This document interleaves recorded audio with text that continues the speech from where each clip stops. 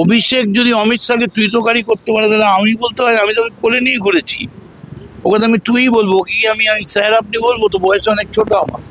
সেটা কল্যাণ কেন করছে, কল্যাণ বলতে পারবে, নিশ্চয়ই কল্যাণে কোনো প্রবলেম হচ্ছে, কারণ কল্যাণ তো আর পাগল নয়, একজন সিনিয়র অ্যাডভোকেট। কিন্তু ওটা অন্য পার্টি, অন্য দল, এই ব্যাপারে আমার কিছু আপনারা তো ছিলেন, মানে আপনারা তো কিছুদিন আগে ওই কালকে মঞ্চ থেকে নেমে গেছেন রেগে এবং সেটা ভাইরাল হয়েছে। সেটা কেন নেবেছেন, কি হয়েছে, এগুলো কল্যাণ ব্যানার্জি বলতে পারবেন। তবে আমি এইটুকুনি বলবো যে কল্যাণ ব্যানার্জি একজন সিনিয়র এমপি, 3বার এমপি হয়েছেন, এমএলএ হয়েছেন।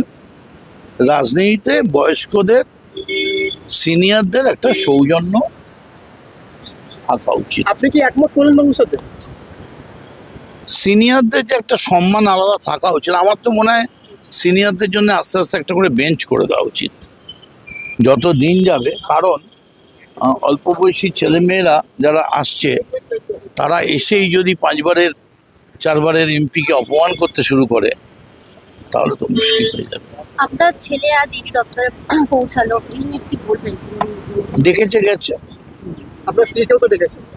হ্যাঁ, অভিষেক গেছে। ব্যানার্জি মানহানির মামলা করেছে এবং 10 কোটি টাকা জরিমানার একটা প্রসঙ্গ উঠছে। দেখছিল কোর্টে হবে। এই নিয়ে কিছু বলবেন? আমার ফোনটা কোর্টে বলবো মানে আমার যা উনি লিগাল নোটিশ পাঠিয়েছেন, আমি সেটা লিগাল নোটিশই পাঠাবো। উনি যে লিগাল নোটিশ পাঠিয়েছেন আমিও লিগাল নোটিশ পাঠাবো, এবং আমি আগের দিন আমাকে যা উনি ইডি থেকে যা জানতে চেয়েছে, যা বলতে চেয়েছে, আমি যাব এবং আমি কথা বলবো এবং নিঃসন্দেহে আমি তার উত্তর দেবো। মমতা বন্দ্যোপাধ্যায় গতকাল বললেন সব কটা চোর গিয়েছে, ভালো হয়েছে, এমনকি অভিষেক বন্দ্যোপাধ্যায় সবাইকে গদ্দার বলছে।